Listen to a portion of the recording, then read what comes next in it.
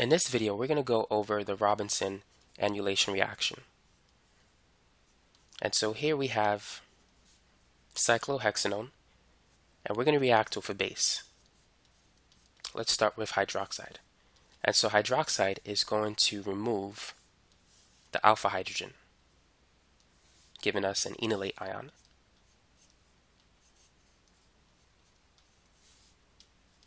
Now, in the next step, we're going to react the enolate ion with this molecule, an alpha beta unsaturated ketone.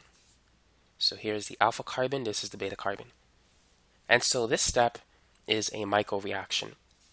This is the Michael donor, it's the nucleophile, and the Michael acceptor is the electrophile. Now, it's important to understand that the Michael donor, in this case the enolate ion, it can attack at the beta carbon, giving us the Michael reaction, or it can attack at the electrophilic carbonyl group. But in this video, we're going to focus on the attack at the beta carbon, which will lead us to the Robinson annulation reaction. So once the enolate ion attacks the beta carbon, then these pi electrons will move here, causing the pi bond between the carbon and the oxygen to break. And so we're going to get a structure that looks like this. So we still have the ketone, and then we're adding 4 carbons. Here's the beta carbon, the alpha carbon, the carbonyl carbon, and right now we have an oxygen with a negative charge, and there's another methyl group attached to it. So the double bond is between the carbonyl carbon and the alpha carbon. So now in the next step, we're going to react this with water. When hydroxide took a hydrogen, it turned into water. And so the oxygen with a negative charge is going to use one of its 3 lone pairs to form a pi bond, causing those pi electrons in that carbon-carbon bond to grab a hydrogen, regenerating the hydroxide ion.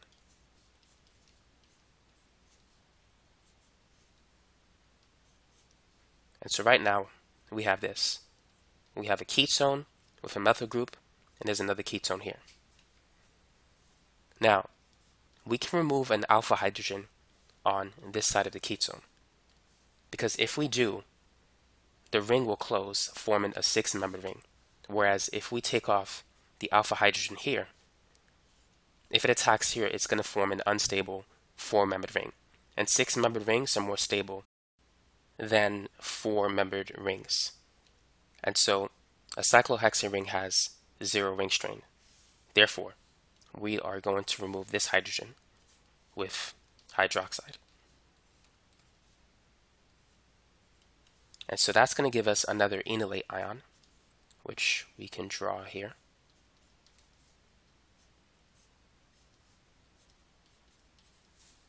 And so now we have a negative charge on this carbon, and then that carbon can attack the carbonyl carbon, causing that pi bond to break. And so the Robinson annulation reaction, it forms 6-membered rings. The first step is a Michael reaction, and the Michael reaction produces 1,5-dicarbonyl products. And then this second step that we're doing now is actually an intramolecular Aldol reaction. So right now we're going to get an oxygen with a negative charge. We have another 6-membered ring, and here's the ketone. So the next step is protonation. So the alkoxide ion is going to take a hydrogen from water, regenerating hydroxide.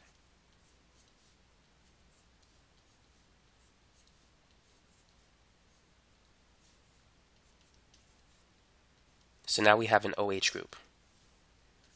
Now, in the next step, we need to use that regenerated hydroxide ion, or any hydroxide ion in a solution, to basically dehydrate the alcohol. And so for this step, in order to remove water, we need to heat it. By heating the solution, we can drive water out of the solution, thus taking this reaction and driving it to the right. So once you heat the solution, hydroxide is going to take away the alpha hydrogen, forming another enolate ion.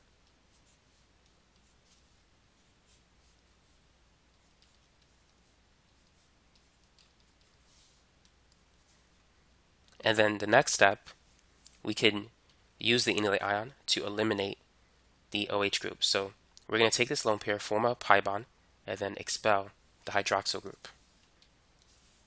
And so now we have our final product, which looks like this. And so that is the Robertson annulation reaction.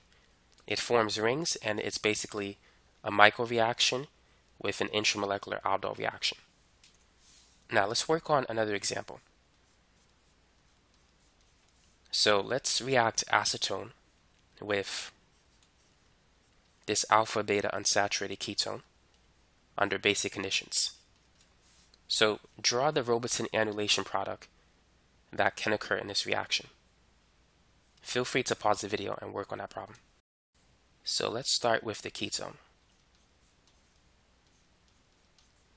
So the first step is the use of a strong base to remove the alpha hydrogen.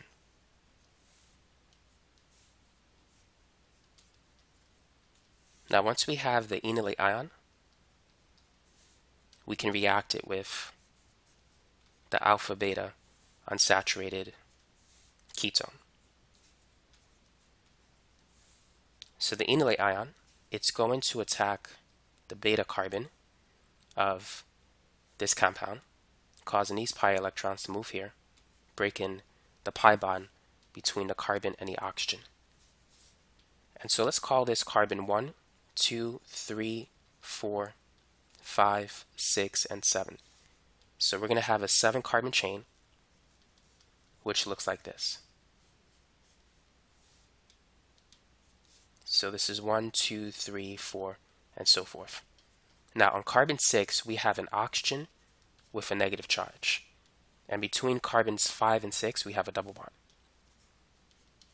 So now we need to react that enolate ion with water. So the oxygen is going to use one of its lone pairs to form a pi bond, causing carbon 5 to extract the hydrogen from water.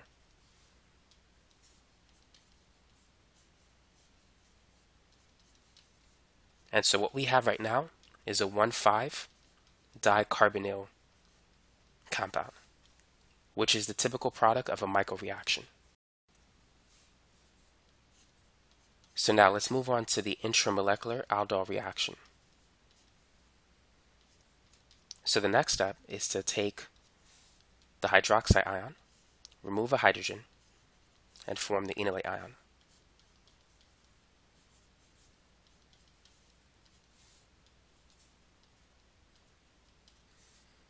And then we're going to take the carbon with the negative charge and use it to attack the other carbonyl carbon. And so this is going to be carbon 1, 2, 3, 4, 5, 6. And so we're going to get a 6-membered ring.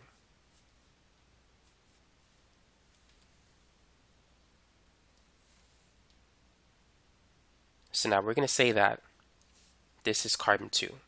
And here this is carbon 1. This is 3, 4, 5, and 6. So at 2 we have a ketone. At carbon 6 we have an oxygen with a negative charge, and we also have a methyl group. So now let's protonate the alkoxide ion.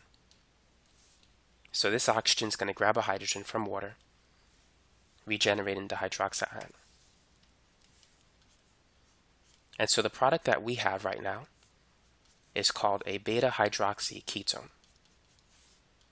So here is the alpha carbon, here's the beta carbon. And so we have a hydroxyl group on a beta carbon. So that's a beta hydroxy ketone. Now in the next step, we need to remove the alpha hydrogen.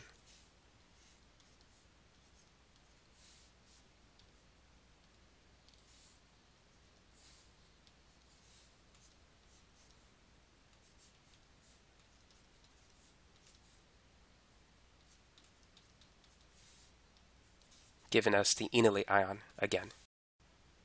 Now for this step, keep in mind that we need to remove water. And so this is the dehydration step. And we need to use heat in order to facilitate the removal of the hydroxyl group. And so now we can take the negative charge of the carbon, take that lone pair, form a pi bond, and kick out the hydroxyl group. And so this is our product for the Robertson annulation reaction. So we have a cyclic alpha beta unsaturated ketone. Let's go over one more example.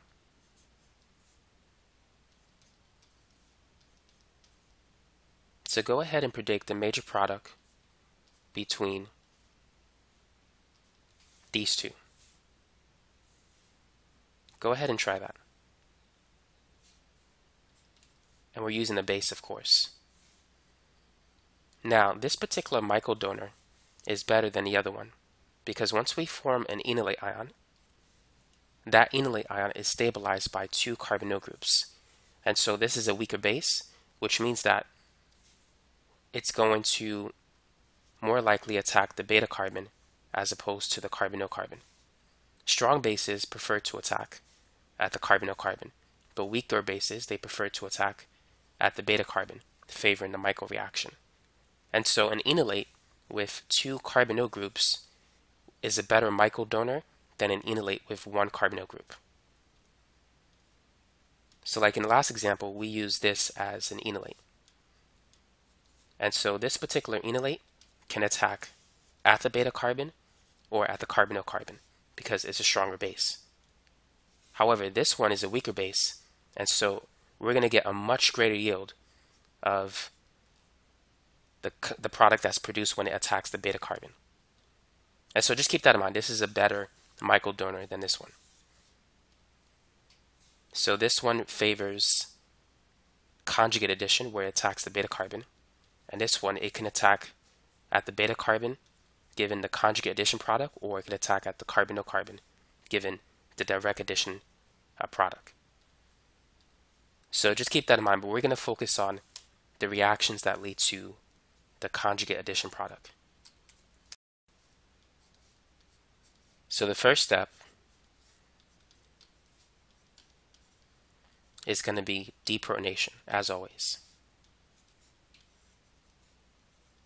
So once we remove the alpha hydrogen, we're going to get this enolate ion, which is going to attack the beta carbon, causing these electrons to move here. And so we're going to get this intermediate. So this is the beta carbon, the alpha carbon, the carbonyl carbon, and the methyl group.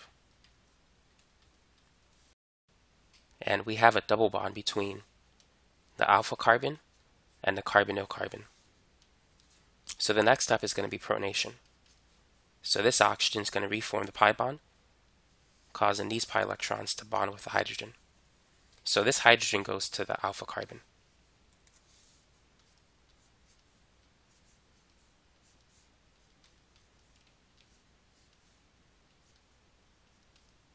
So now we have a double bond O. And let's see, we also have another double bond O here. Now the next step is to take off the alpha hydrogen.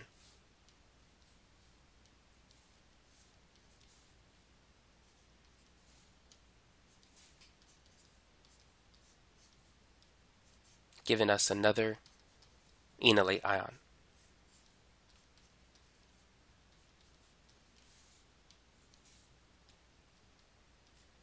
And so the enolate ion is going to attack the carbonyl carbon, and so it's going to close and form another ring.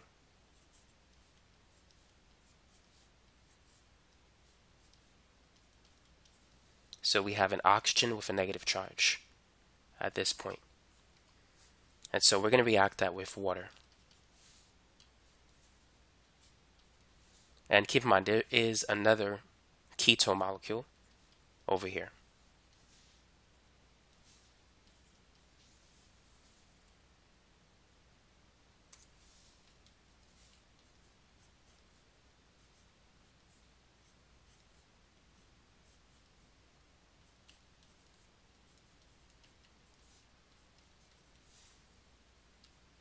So our next step is another deprotonation reaction, but this time we need to use heat to favor dehydration.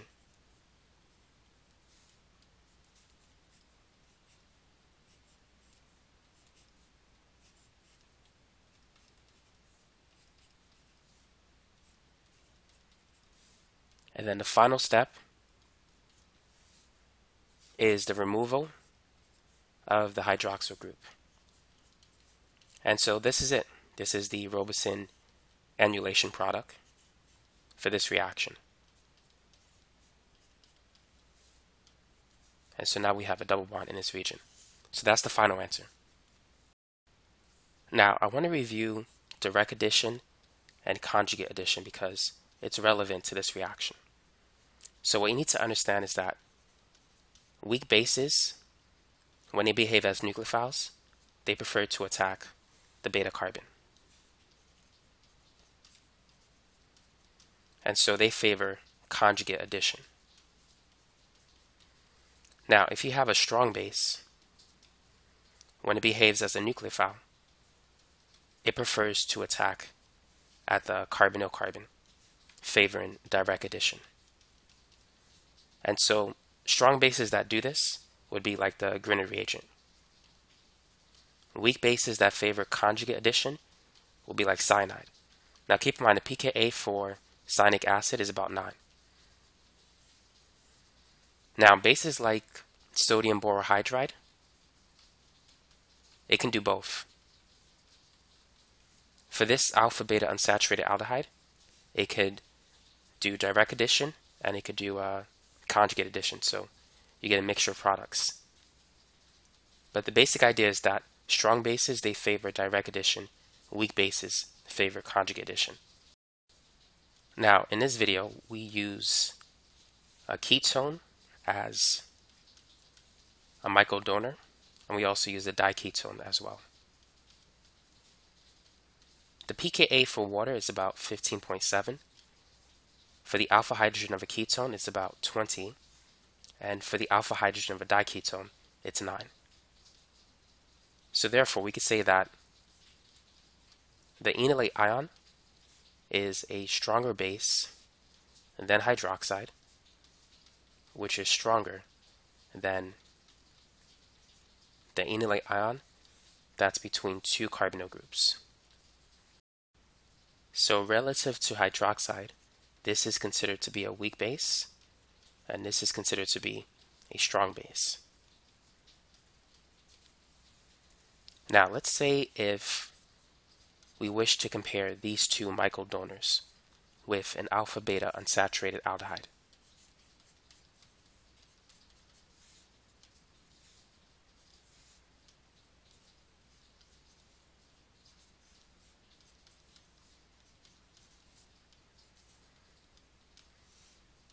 Now, because this is a weak base, this is going to favor conjugate addition over direct addition. Now, this is a stronger base, so it's going to favor direct addition. Now, this could do both. It can still attack here, so keep that in mind. You can get both products. However, this is going to give you a better yield for the microreaction, which will lead to a better yield for the Robeson annulation reaction. So just remember that weak bases, they favor conjugate addition, attack at the beta carbon, and strong bases, they favor direct addition, attack at the carbonyl carbon. So that's the first thing you need to look at when deciding where the microdonor or the nucleophile is going to attack. The second thing is the Michael acceptor or the electrophile. Let's compare an aldehyde with a ketone. Because in this video, we were using ketones as opposed to alpha beta unsaturated aldehydes. Now, which carbonyl group is more electrophilic or more accessible towards nucleophilic attack? Aldehydes are more reactive than ketones.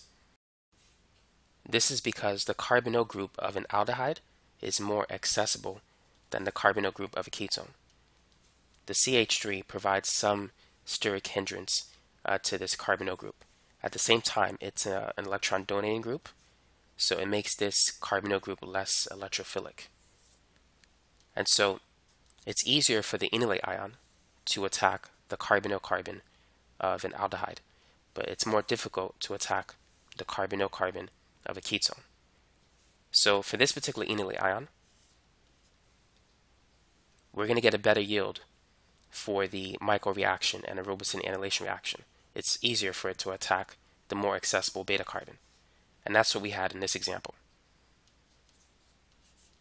We can increase the yield even further by making this carbon more sterically hindered, or making it more bulkier, which means that this carbonyl group is basically blocked from a nucleophilic attack.